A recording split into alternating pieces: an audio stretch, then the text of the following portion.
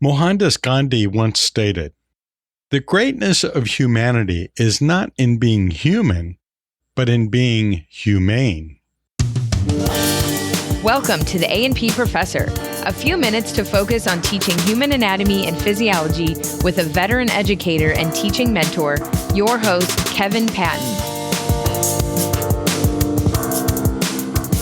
In this episode, Dr. Margaret Reece joins us for a discussion of human reproduction and development and related challenges in teaching and learning.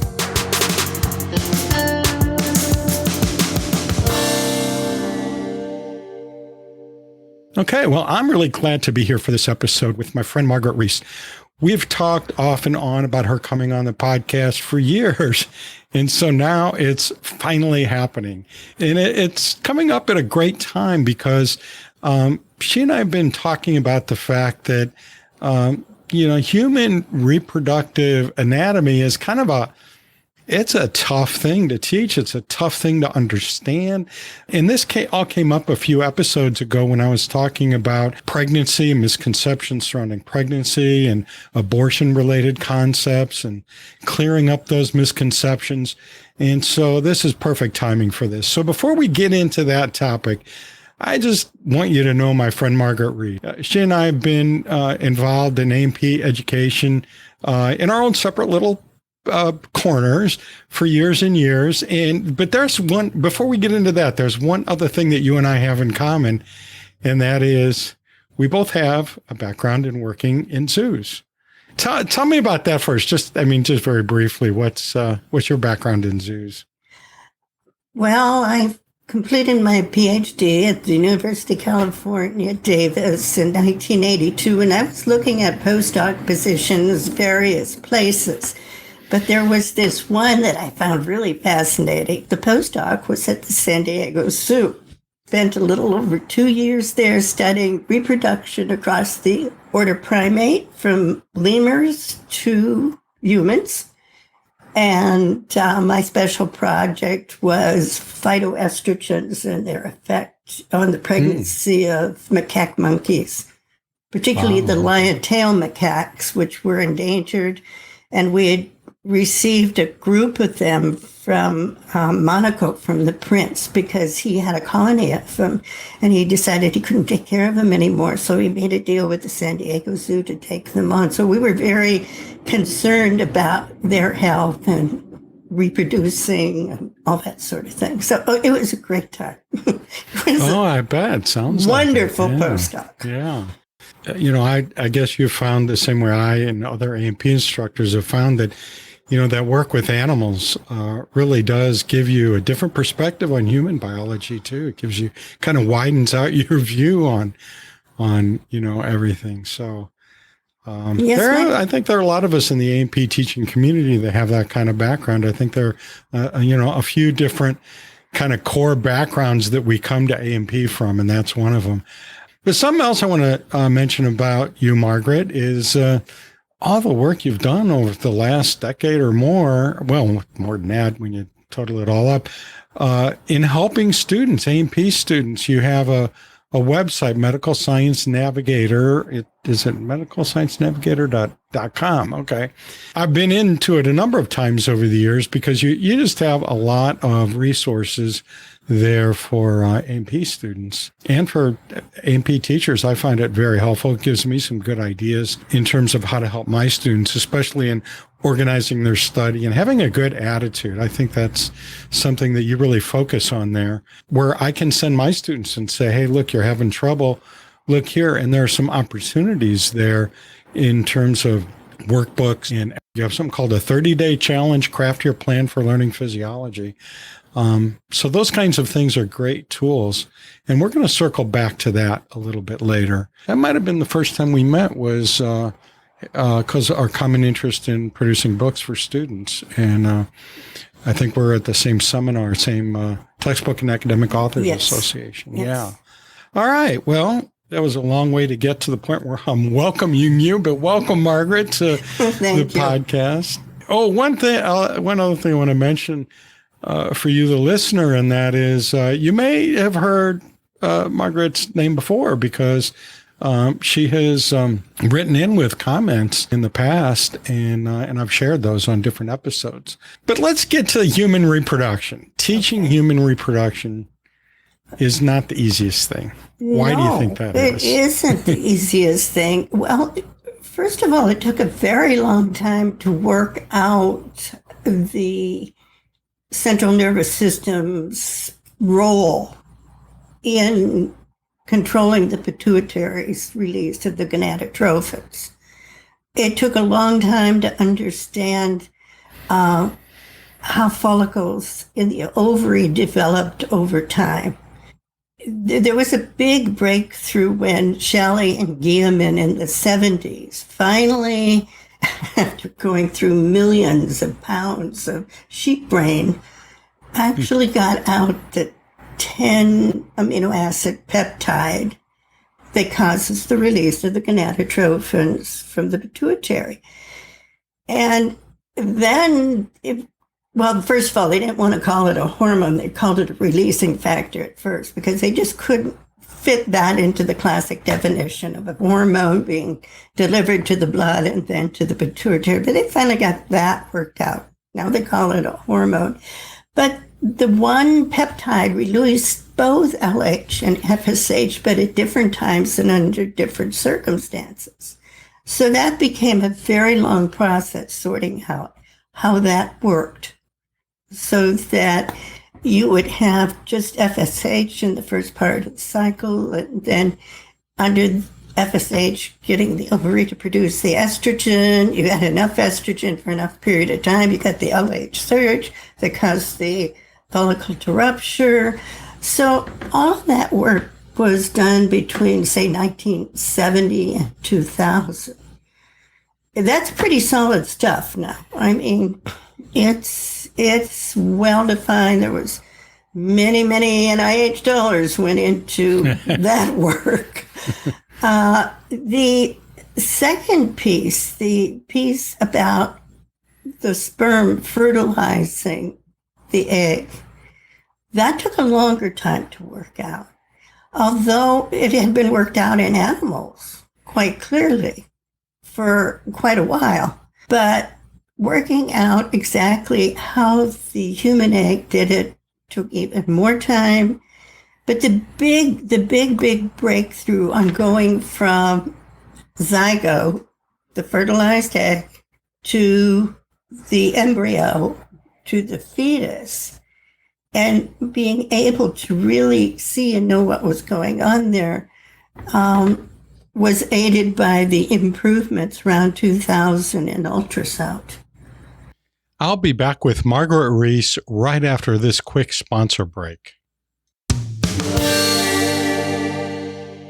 A searchable transcript and a captioned audiogram of this episode are funded by AAA, the American Association for Anatomy. One of my favorite resources from AAA is their journal for teaching and learning anatomy and physiology called Anatomical Sciences Education, or ASE for short. I want to congratulate the amazing and highly respected Dr. Jason Organ, who has just been named the new editor-in-chief of ASE. I'm really looking forward to seeing where Jason takes things. Check it out at anatomy.org.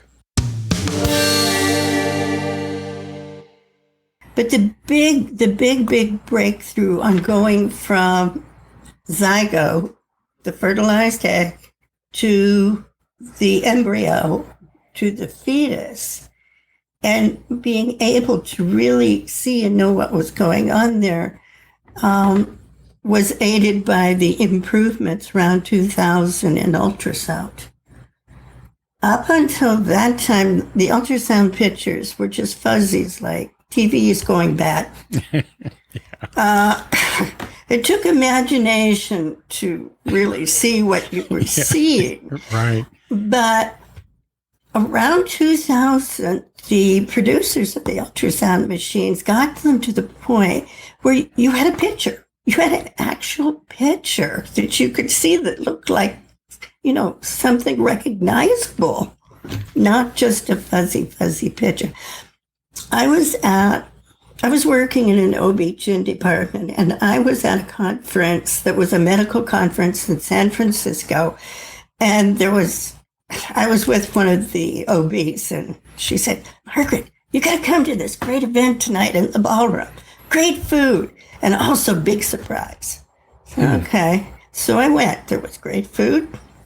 And along the side of the room, Kevin, there were tables lining the side of the room. And there were pregnant ladies laying on these tables. Oh, boy. And next to them were the machines. And it was the first demo of being able to actually see the infant looking like an infant in utero. Oh, wow. I bet that was a very dramatic experience, never having seen or heard of anything like that before. It was awesome. And it was medical doctor type bizarre too. I mean, these people were so interested in eating and drinking and looking at these ultrasound, and the ladies were laying there smiling. It was just fabulous.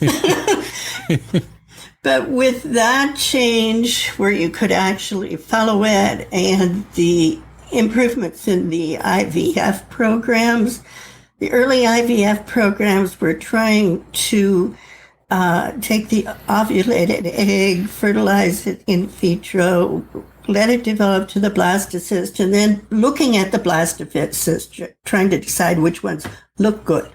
Well, we did that in cows too. Wow. I worked for Carnation Genetics, and we were doing embryo transplants in cows. We're doing the same thing. We're looking at it and say which ones look good. Well, over time, they were able to get the information. They had some in vitro modeling systems where they could test out the sets of embryos and define better which ones actually were going to take. So they didn't have to put in 6 and maybe have 4 take and have a terrible pregnancy, or put in 8 and none take. They could get it down to putting in 2 and be somewhat assured that there might be a pregnancy come out of it. And that's where the story of the aneuploidy and the measurement of the loss of the embryos pre-implantation. Okay. This is all within your span of experience in teaching A&P, all these in learning about A&P, that all of these things, all of these discoveries are happening.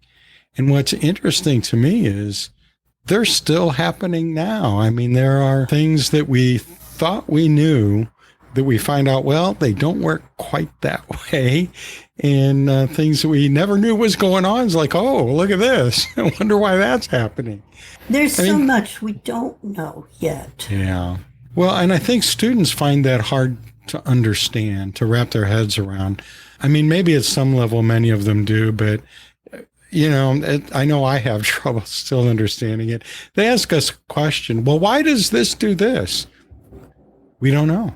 We don't, and of course we have to, in that moment, we have to check ourselves. Is it because me, Kevin, doesn't know? Or is it because we in science don't know? So, a lot of times I'll invite the student to do some research on that and come back to us. And, even if they come to my office and kind of go through what they found, and, we may bring it back to the class, or it may be just between me and that student. But, when it comes to reproduction, there's so much yet to discover. And I think that even biologists make the mistake of thinking we have it all figured out. I love teaching.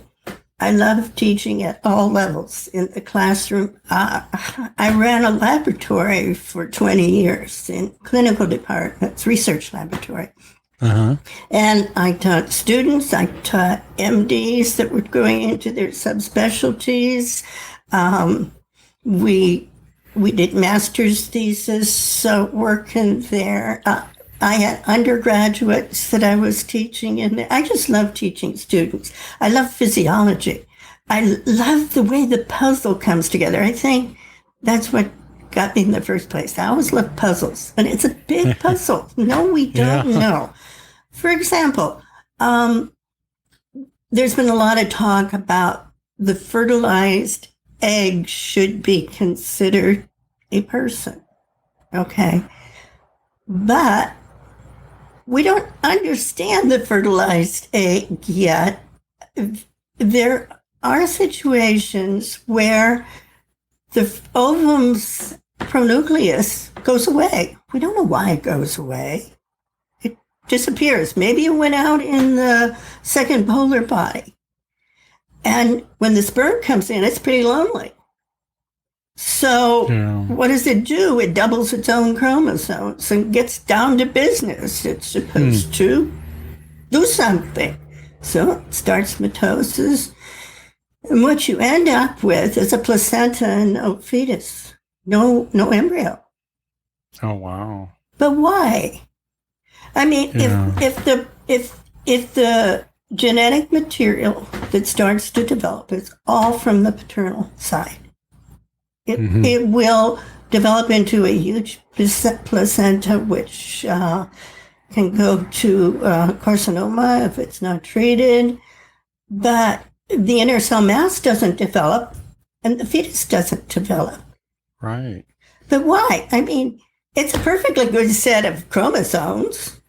Yeah, right. It's a perfectly good 23 sets. Why not? What is it about the female chromosomes that we don't know that have to be there for an actual fetus to develop? Right. Yeah, and as you point out, everything is so darn complex that any one spot where things don't go the usual way, who knows what's going to happen? And in that case, something does happen, but we don't know why, and we don't know what that accomplishes, if anything, in the body. It seems to get up to no good, is what it does, basically. Yes, if it goes off track, it gets up to no good, essentially. Yeah. I had one go to no good myself. Oh, gosh. It implanted in the fallopian tube, but they didn't know that. Oh, boy, yeah. We were a military family. I went to military hospitals. This doc says, maybe you just don't really want to get pregnant. I said, no, something's wrong. Well, one Sunday afternoon, it broke. Oh, boy. And they still didn't know what was wrong. Really? Even at that point? Wow. Even at that point, it was the next morning that we were overseas.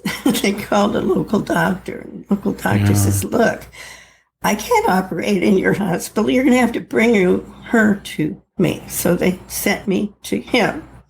And at that point, he was Scottish. And he said, Lassie, I'm going to put you to sleep and take you into the OR, and I'll do everything I can possibly to fix you and make it come out okay. But you need to know when you go to sleep, you may not wake up. Oh, wow. It's that scary. And you know, Kevin, now, this was years ago, now we can detect a fallopian implantation. Right. They follow with HCG tests. If it's not doubling at the right rate, the ultrasounds, they go looking for it. It's in the fallopian tube. But the treatment is to chemotherapy to kill the fetus. It's an abortion. You're right. Right. And if you don't, the mother dies. Right. Well, and see, I think that's something that many of us who teach biology are not clinicians or have not had those kinds of experiences. And we may not fully understand that abortion is not strictly about, ending a pregnancy for the sake of convenience. That is a possibility, but there are a lot of situations, medical situations, where what is essentially a form of abortion is the only ethical and effective treatment for some of these situations where, in the case of a tubal pregnancy, as you just described, but, there are many, many other situations that are like that. And even, miscarriage that's happening on its own may need to be completed surgically or in some other medical fashion. And so that technically is an abortion in terms of the procedure, but it's fixing a problem. I think that if we don't appreciate the wide range there is, and I think very often we forget about all those lives that are saved by those procedures, and health is protected. We're going to continue this discussion with Margaret Reece in just a moment. The free distribution of this podcast is sponsored by the Master of Science in Human Anatomy and Physiology instruction, the HAPI degree. I've been on the faculty of this online graduate program at Northeast College of Health Sciences for more than a decade. And you know what? I'm still excited about all the evidence-based teaching strategies that our learners apply as they review all the major topics in the typical anatomy and physiology course. Check out the HAPI degree at northeastcollege.edu/HAPI, that's HAPI, or click the link in the show notes or episode page. In a previous segment, Margaret Reece and I were discussing some things that can go wrong during a pregnancy. The thing is, though, how much should go into a beginning student's textbook? And that's where, when I'm working on my website, I'm trying to get it to a point where I can get all this information they need to know in a form that they can understand it. And there's volumes of stuff that goes into bringing it down to a reasonable story that can be understood. But I am not an MD. I'm a PhD. And on that website, I am not legally allowed to practice medicine of any kind or give any kind of medical advice. So I try to keep it strictly to the basic science when I write, but to try to make the basic science understandable without being overwhelming. Right. And that's pretty much what I've always tried to do in the classroom, too. The advantage in the classroom, though, is you can start talking at the whiteboard or electronic board, whatnot, and putting your stuff up there, and all of a sudden the room's awfully quiet. You turn around and look, they're like deer in headlights. They don't know what you're talking about. Right, They haven't a clue what you're talking about. So then you can go, okay, guys, what did I say? What did I do wrong? Well, that stuff you got up there doesn't make any sense. So then you can back up. But when you're doing it, when you're writing a book or when you're doing a website or publishing that way, it's more difficult. You have to work hard at it and you try to get feedback, but it's not the same as the classroom, Kevin. Right. Well, and there are several topics within anatomy and physiology that deal with things that are normally private in human life, in human culture. And when we start talking about them publicly, it embarrasses people. And, that's to be expected. That's natural for that to happen. But it's what we do with it that comes next. So, what you were describing is pushing beyond those boundaries and saying, come on, let's talk about this. Let's study this and so on. But we do run into something beyond embarrassment a lot when there are misconceptions and misunderstandings. And sometimes we have different ethical mindsets that we're coming to this with. And that can really spark something that's beyond just a typical academic debate. Academic debates, I think, should be welcome in a classroom. But there are now laws on the books that prevent us from bringing up certain topics in certain areas that, if they're not, state laws, then they may be local laws or they may be just regulations within an institution. For example, some private religious institutions have certain topics that they may not discuss. And then when these things come up, we kind of hit a wall. Now, how do we answer the question or how do we talk about that without talking about some key part of it? And so this is something, in that the episode that I did on pregnancy misconceptions and abortion misconceptions that, that came up, that sparked some discussion in the social media. And that came up about, well, I can't talk about this or that or this other thing in my school. What do I do? Or, and there were even some little debates that broke out among people that, well, I believe that human life begins at conception. And someone else who said, well, it can't because, whatever reason they give. And so we get into, we kind of get off into those things. And that, I think it makes it even harder to teach it, because now we're not just trying to figure out what's going on. We're trying to figure out how to communicate it in a way that's not going to cause a fight. It's not going to cause an argument. I'd like to use the analogy of the zygote as a seed that may or may not germinate, may or may not set root, may or may not produce the product you hope for, which in this case is a beautiful child. Mm-hmm. That we are that closely tied with nature. Carl Sagan, the astronomer, used to say that. There's a famous picture of him somewhere with his arm around the branch of a big old tree, patting the tree, saying, the tree and me were the same. So the original tree hugger. The original tree hugger, Carl Sagan, yes. But so many of the physiologic mechanisms that Mother Nature uses, she reuses over and over again in different situations and in different species. But if it was different, if every time the sperm hit the egg, a perfect baby had come out, there'd be no way for us to evolve, for anything to evolve over time. And granted, these are big time frames that we're talking about. But without the mistakes, there would be no evolution. There would be no advancement. There would be no diversity of species or anything like that. There would not be life as we know it. There couldn't be mistakes.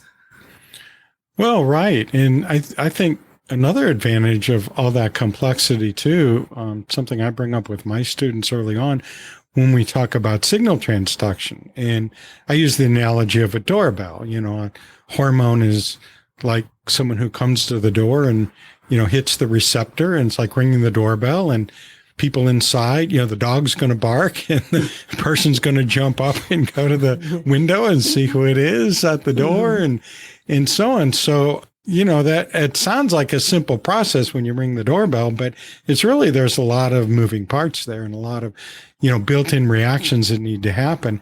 And when we look at, some of the, I don't go into great detail of signal transduction, but I look at some of the major patterns, like I think we all do in A&P. And, my students get kind of frustrated with that at first. It's like, why do we need to know this detail? I'm going to be a nurse. I'm going to be a physical therapist. I'm going to be whatever, and I don't need to know that. Well, yeah, you kind of do, but setting that aside for the moment, what this tells us, this complexity tells us, is there's a lot of options for how that's going to play out. Because what if the doorbell isn't working? You know what? The dog might still bark. That's right. My older dog won't bark anymore because he can't hear the person at the door, but my younger dog can still do that. And then once my younger dog starts barking, the older dog barks. So that's a different way it plays out, and it still allows it to work. And so we're such complex organisms that we need these complex mechanisms so that under varying circumstances, we can still survive. Maybe not every time. Maybe sometimes it's not going to work, but sometimes it's going to work. And so I think that probably applies to this reproductive stuff too. Don't you think that, there's like all these different possibilities, all these steps and different possibilities at each step that, sometimes so many ways it goes wrong. Could go. So many ways it could go, right or wrong. Right. You exactly. might achieve something new and different, a combination never seen before that's absolutely brilliant. Right. And you might not. Yeah. But my major worry is with the way the political talk is going. And I don't know if it'll ever become laws or not, but there is talk that people would like to see the conceptus, the zygote, named a person. Yeah, the legal rights of any other person, and to do anything to destroy it anywhere is murder. It comes under murder laws. Well, that is setting our medical profession up for criminal charges. And, it's not a matter of whether I feel they can defend themselves or not, but practicing OB is a difficult thing. They walk a very narrow path in terms of law. Their malpractice insurance is off the map. My fear is that they simply won't have anybody to take care of the healthy, normal pregnancies. I'm afraid that they'll say, okay, I'm an MD, I'll work in something else. I'll become a primary. I'll refer it to someone else. I'll kick the can down the street or what have you. So that's one big fear. Another fear is that they will lead to a ban of contraception. Yeah. And some of these miscarriages repeat. The molar pregnancy I was talking about, the hydatidiform mole, repeats when the female pronucleus is lost. The ectopic pregnancy, we wanted another child. We've been working on a second child at the time, and I asked the doc, well, can I just go ahead? How long do I have to wait before I get pregnant?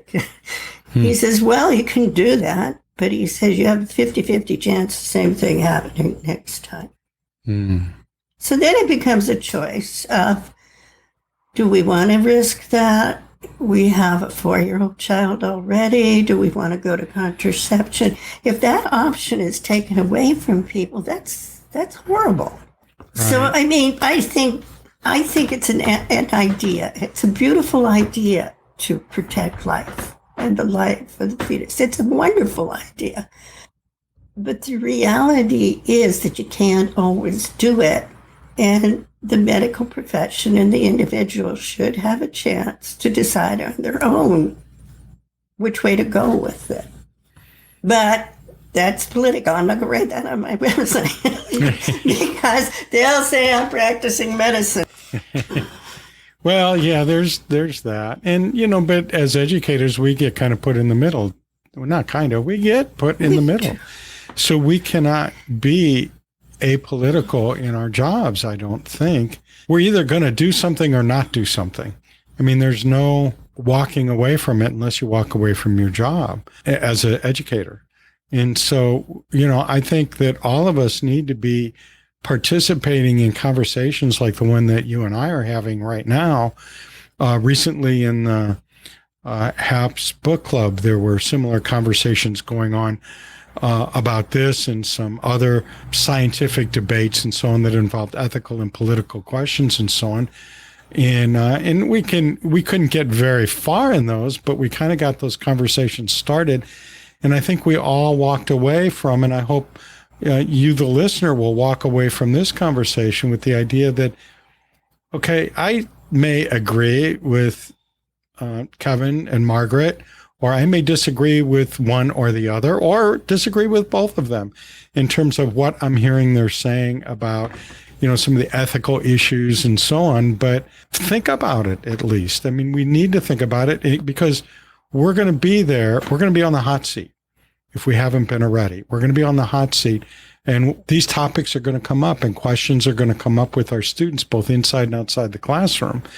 What are we going to do? What is our viewpoint on it? And I think one of the answers is have these conversations. Another answer is try to learn as much as you can about what we know so far and keep learning because, Margaret, as you pointed out, we're still learning about all of this stuff. And looking back in your own experience to that, what must have been a blast of a party when you were doing those sonograms, seeing those fetuses for the first time in the pregnant women, seeing them in a clearer fashion, look at how much has changed since that time. And the fact that happened so recently in our history of science. Wow.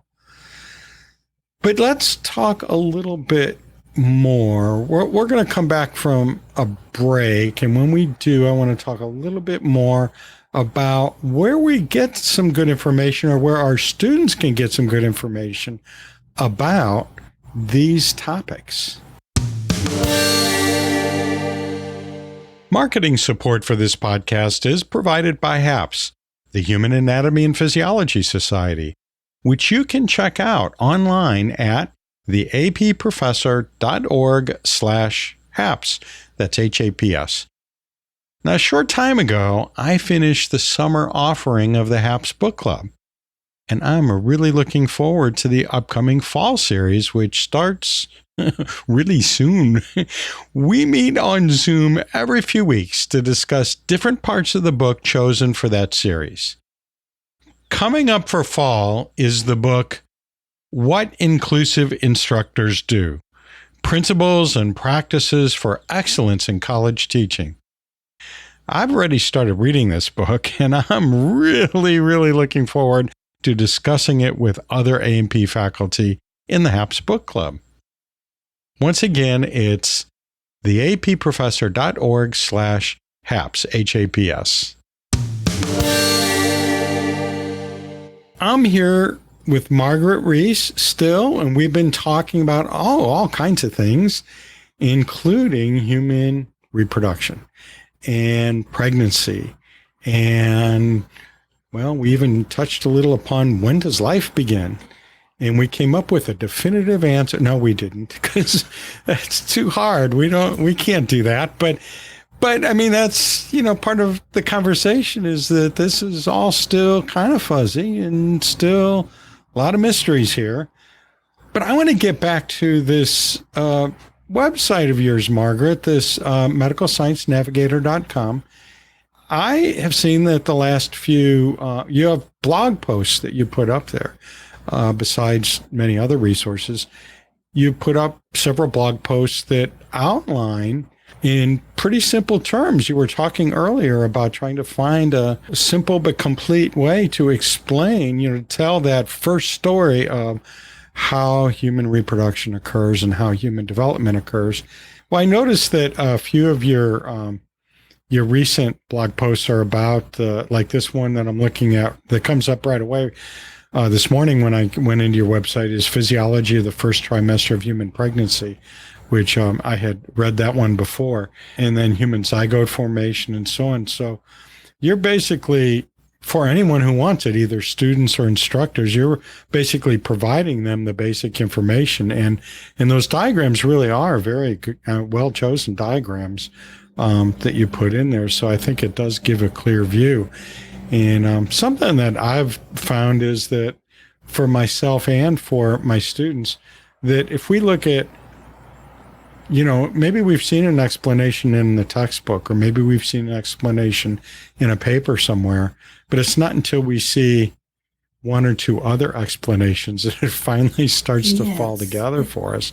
So I would recommend Medical Science Navigator as a source for those kinds of stories, especially these stories if we're trying to get our reproductive biology all straightened out in our own head, and helping students understand it better. So it looks like a lot of work went into doing this. So I really appreciate that.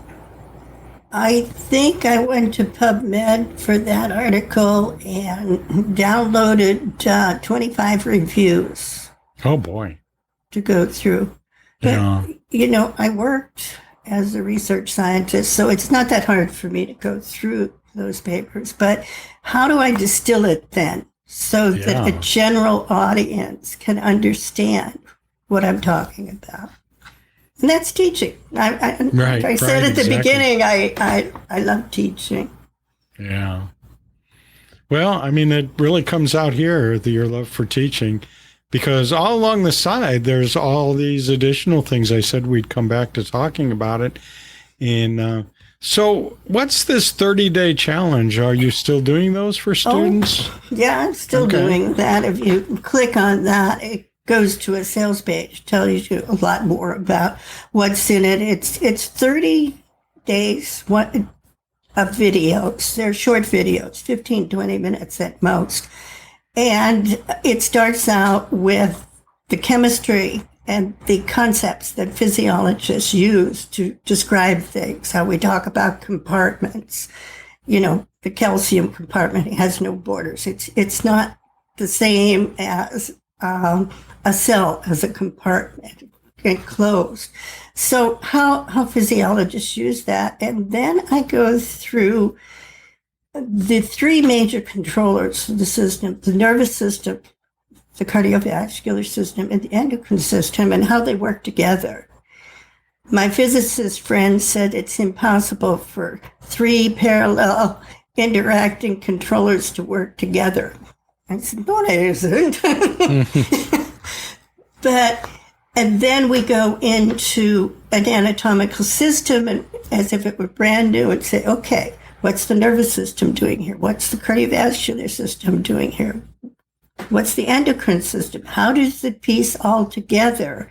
And because the systems work together, that anatomy, you can take, one system at a time. But physiology, they're all working simultaneously like an orchestra. Mm-hmm. They're playing together, and when one switches, the other one has to move with it. And honestly, my PhD program was 5 years, and I think it was about 4 years before I got my own head around this concept of how these things work together. So again, I'm trying to distill how the working parts work together, and how when one system breaks, the other two systems come in to compensate. To keep it going. I tell them that when an automobile engine breaks, the car stops. But when a major blood vessel breaks, the rest of the systems come into play to try to keep the system going until repair can take place. So that's what that course is about. And they have a video, 20 minutes, and then they have a little worksheet with about 10 or 15 questions, because they not so much in the video, but to dig into it a little further. Sometimes I send them off to Google, sometimes I send them here or there, but just little questions, thought questions, because if they have a little time to think about it in their own words and put it in their own words, what they just saw, then they'll remember it better. Yeah. And then at the very end, after we go through using our plan on the bone system, we go through strategies like spacing study, interleaving, things to look for, like read your syllabus. Yeah. What? One of my first posts was, what syllabus for A&P? It got a lot of traffic, Kevin. Did I get one of those? What? Yeah.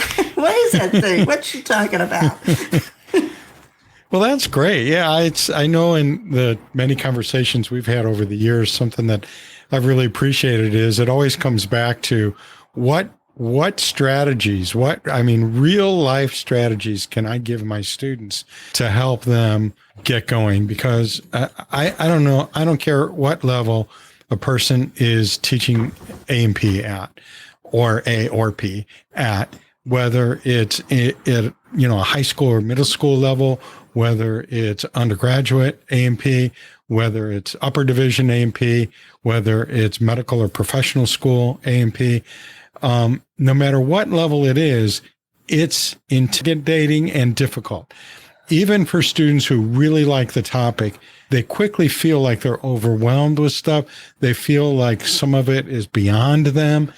And it doesn't need to feel that way.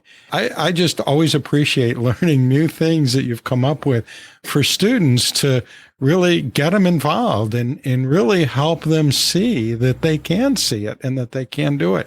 So that 30-day challenge has always been intriguing to me, to get them started doing that and to give them proven, evidence-based strategies such as the spaced study, the spaced practice, and so on, and the interleaving and so on. That's beautiful because it really gives them tools that work. And they're things that don't take the student extra time. What they do is they take students along a path that makes their time work for them.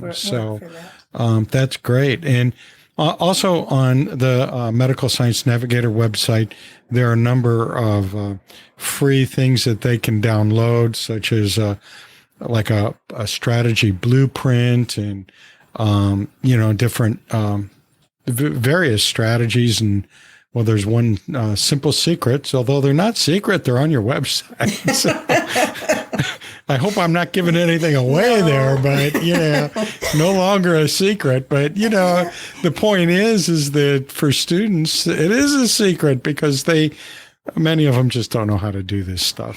It's a pep talk is what it is. It's a starting point for them to get started, things to look out for, but it's also a pep talk to help them understand they can do it, that it is doable. And I think so often I've seen students come into the class, look at the syllabus, say, I don't think I can do this. I lectured the end of one semester on renal physiology and respiratory physiology. We had 3 weeks left, gave 1 week to renal and 1 week to respiratory. And then there was going to be a final exam that covered mostly that stuff. And a student came to my office and said, hey, Doc, can I talk to you? Yeah. He says, on the exam, do you really want us to know all that stuff you've been standing in front of the classroom talking about? I said, yeah. He says, well, if you do, we're all going to flunk. He says, none of us know what you're talking about. Oh, boy. Oh, boy. I said, oh, come on. Sit down. We got to talk more about this. So I got enough out of that student. I had a week left to go back through and try to synthesize it for them. So, and it was, the final exam was just before Christmas, and I would say 95% of them went home for a happy Christmas. But if he wouldn't have told me, if that student wouldn't have come to me, I wouldn't have giving realized. You that feedback, you need the feedback. Right. And you have to be open for feedback. My goodness, they followed me around to the grocery store, the gas station. Oh, my gosh. They were everywhere. Oh, boy. Well, I'm so glad that you've taken a lot of what you've learned from those experiences and made them available to us. And I tell you, this is a great resource. I think everybody who's enthused about teaching A&P has this in common. Other things too, but at least this in common, and that is that we like to learn about new tools, new techniques, new resources. And here's one that we've all now learned about in this episode, and that is Medical Science Navigator. And it's really a whole box of tools for both the instructors and for students. I feel confident knowing that there's a place that I can send my students when they're having difficulty with their learning in general, but also with specific topics that Margaret has covered on the website. It's those things like the 30-day challenge and so on, which really, gives them a little mini course and how to be successful students. And they can take, that learning beyond their A&P and into other courses as well. Plus these articles on the first trimester of human pregnancy, the one that I was just mentioning, those are things that we and our students can look at and brush up on and get ideas for, even further exploration. So let's put this in our list of available tools to us. And Margaret, I really appreciate you being with us for this episode and hearing some of the stories that you've had from over the years, and keep on giving us feedback too, because as I mentioned, you've given feedback before on the podcast. And, for you who is listening right now, give us some feedback on what you heard here And maybe you have some things to add to it, Margaret or I have said in today's episode. Please do give feedback. Anything I've said, I'd love to hear what you think of it. And I try very hard to write it in a way that people who are just beginners with this, I'm not writing for the scientists in the field. I'm writing for beginners to try to distill it. And if I don't succeed at that, I'd like to be told too. Right. Yeah, that's a great kind of feedback, isn't it? So, yes. Well, again, thank you, Margaret. It's always great to talk with you. A few years ago, I asked a couple of podcasting experts to listen to this podcast and tell me what's working and tell me what's not working so well and what I can do to make it better. And one thing they both said was that the listening experience was sort of like being in a corner bar where all the A&P professors go to hang out after work and talk shop. I got to tell you, that's how I felt talking to my friend, Dr. Margaret Reece. Just kind of going with the flow and touching on a few different related topics. I hope your experience of this episode was similar. As always, I have a few links for you. If you don't see them in your podcast player, go to the show notes or at the episode page at theapprofessor.org/122.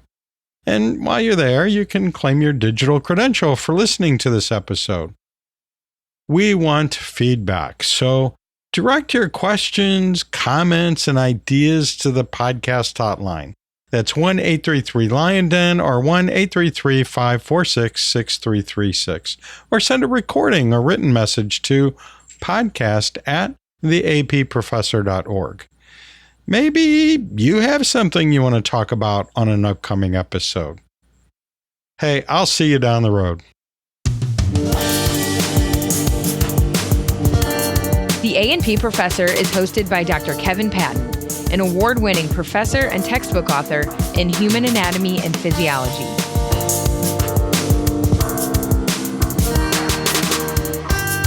This episode is not dishwasher safe.